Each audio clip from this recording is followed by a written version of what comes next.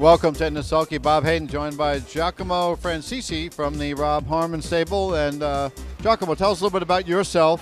Where are you from? How long you been here? That kind of thing. Yeah, I'm from Italy. I came here the first time in 2003 for the Ambletonian, Amigo All Ambletonian, Michael Chance. And I worked here for 2 years for Mario Zuanetti, Atlantic Trot. Then I moved back to Italy for 3 years, 3 years and a half, and I had my own barn there, my own stable. Then the business was going real bad down there. It was kind of crashing, and I saw that coming, so I decided to move back here, 2008. I was with Jonas Ernison for about 2 years, and then I was with Don Swick for about 4 years, 4 years and a half. And finally, I decided to stay on one single place, all year long, without moving to Florida and all around the country. And I was looking for a location, and I really like the Goshen area, and Marfort Training Center is a good place to train for the winter. And I met Rob Harmon, and I started working for him in November 2013, and I've been there since. And so how did you hook up with Rob and Patty Harmon? Did you know them before? Actually, we had a few common friends, like Kevin O, that used to work for Rob, and Dwayne Minor is a very good friend of mine, and is a very good friend of Rob, and that's how we met. And he needed somebody at the time. I didn't know how long for or whatever, and we hooked up, and it worked out fine for both. I'm hearing a lot of trainers who specialize in trotters there. Now, obviously, trotters is your game, but pacers too. You're working with both. Yeah, I started to work with pacers with Don Swick, and now I've been working for 3 years in a larger number with Rob. And quite frankly, I probably like trotters better, even if nice pacers are really nice to train. Okay. It's different. It's different. Let's take a look at some of the horses on tonight's card. We're here with Giacomo Francisci. Hall Pass Helen, third race, number 1. This is a nice mare. Tell us a little bit about her. Well, she's been pretty consistent for us, and actually Jimmy Marone owns her. And last week she had an unusual break, and I really think it was just one girly kind of night. She wasn't really cooperative, and she was fine during the week. I think tonight should be at the top of her game, and she kind of fit in this class. So hopefully she's gonna do good. Okay, and now we're going to go to the 7th race because you have the entry there. Yep. Montalbano B and Detroit Rapper. Now, Montalbano B has turned it around. Has he been quieted down? Is there anything you did differently with him to turn him around? What's going on there? Well, actually,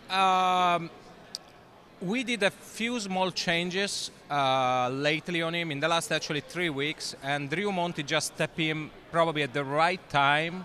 But he has done a great job with him too, because he's a very passionate driver, and everything has worked out very good so far. So it's a difficult horse.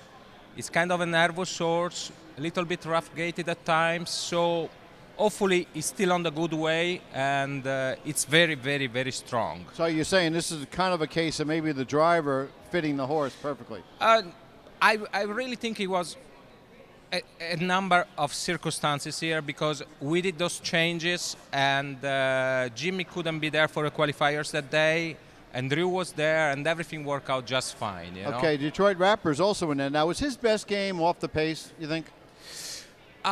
He's a all very classy horse. He has been in opens and stuff. I mean, 2 years ago he was racing with Propulsion that was just in the Prix d'Amérique. Yeah. So he's a very fast horse.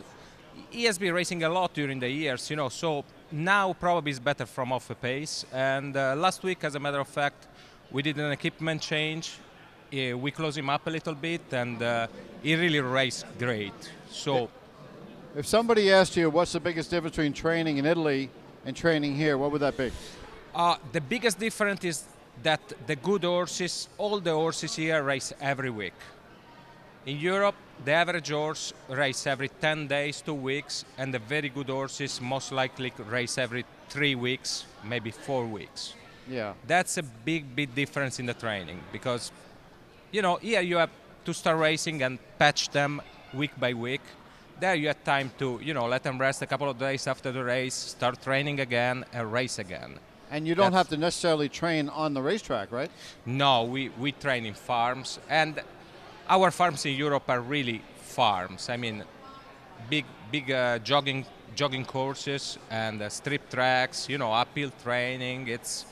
In Italy, it's very big to train on the beach, actually, on the ocean. Yeah, so, nice sand, yeah. Yeah, in the deep sand. So it's very different. Tell us about driving aspirations. A lot of trainer drivers do both. What about yourself? I used to drive a lot in Italy.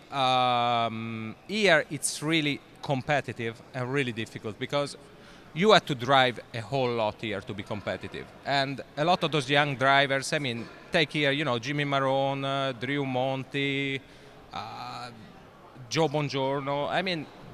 They drive double headers every day. It's really difficult to fit in for a European here. And it's very hard to concentrate on training and driving here. It's quite impossible. Let's take a look at a couple of the horses this weekend. Give us a little heads up on Friday night opening race, Hot Patootie. What about Hot Patootie tomorrow night? She has been racing very good at Freehold.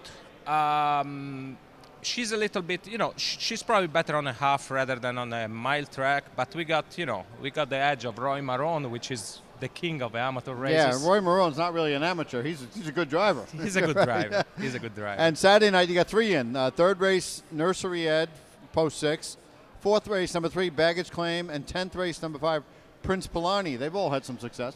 Yeah, Nursery Ed was literally killed by the post positions. He had 8 hole and 7 hole constantly at Yonkers, so Rob moved him here. Sure enough, he got the 10 hole the first start here. And as soon as he had a good spot, he raced really well last week. He was second, first up at the half. So hopefully he keeps going on a good way, and this should be competitive, I guess. Okay, I want to add 2 more questions. First, let's ask about your fiance and your baby. What's going on there? How are you doing? I have a 7-month-old baby, which Look at this. Yeah, which has been really good so far. Okay. He likes to go out. He loves the horses, and There we go. Yeah. Yeah. First, is that the first night at the Meadowlands right there? Or? No, that's the first time at the grocery store. At probably. the grocery store. On the way to the Meadowlands. He's loading up for stuff coming over. Yeah, he must be. And my fiancée Trish does a great job with him. She really takes care of him all the time. I saved the big name for the end of the interview. Varenne. Where did you watch the Varenne race? Remember, from Italy, 2001, Breeders' Crown, world record time, track record right here, 51-1. Give us some insight into that. Okay, that day I was at the track racing in Montecatini, actually, and I watched it from a TV there, and that was quite an effort. And actually, the driver of Varenne is my cousin, Gianpaolo Minucci. Yeah, so it was quite emotional in a way. I follow him a few times. I went to the Prix d'Amérique and stuff like that, but the one at the Meadowlands was a big thing. I was almost embarrassed to ask if you were in the winner's circle, but because there was 3,000 people in the winner's circle, I wasn't going to be able to tell if you were there or not. And I will use you as our interpreter next time we get a Varenne here in the winner's circle, if you don't mind. Yeah, hopefully we do. Giacomo, thanks so much for stopping by, giving us some insight into the Rob Harmon barn. Good luck tonight and in the final and the rest of the weekend. It was nice seeing you. Nice to meet you. Nice for having me. You got it. Thanks. Thank you. We'll be back with Jen Bongiorno right after this.